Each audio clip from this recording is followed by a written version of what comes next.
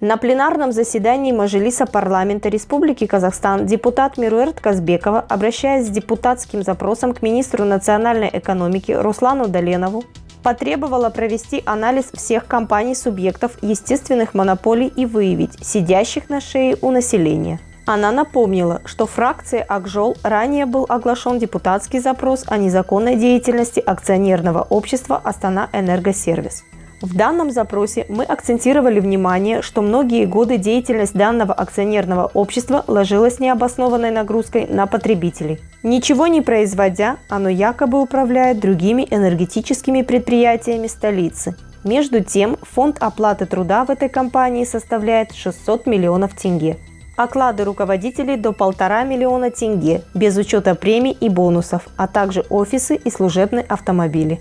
И этот, с позволения сказать, банкет шел за счет тысяч горожан, которым через скрытые тарифы выставляли необоснованные расходы на паразитирующие структуры, вынуждая людей экономить на собственных семьях, включая расходы на детей, подчеркнула Казбекова.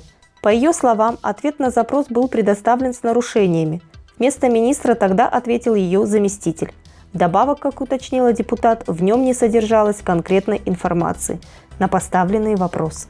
И только сегодня в СМИ опубликована информация, что решением акима города Нур-Султана указанное акционерное общество ликвидируется, и одно это решение сэкономит городу 1 миллиард тенге в год. Именно этого, то есть ликвидации данного посредника, потребовали депутаты фракции «Акжол» в своем запросе. Тем самым подтверждена наша позиция о никчемности этого акционерного общества, с 1999 года 20 лет сидевшего на шее потребителей.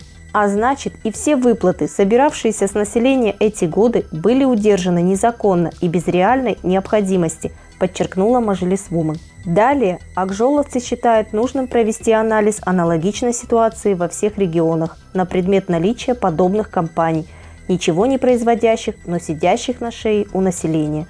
В случае выявления таковых ликвидировать их тоже.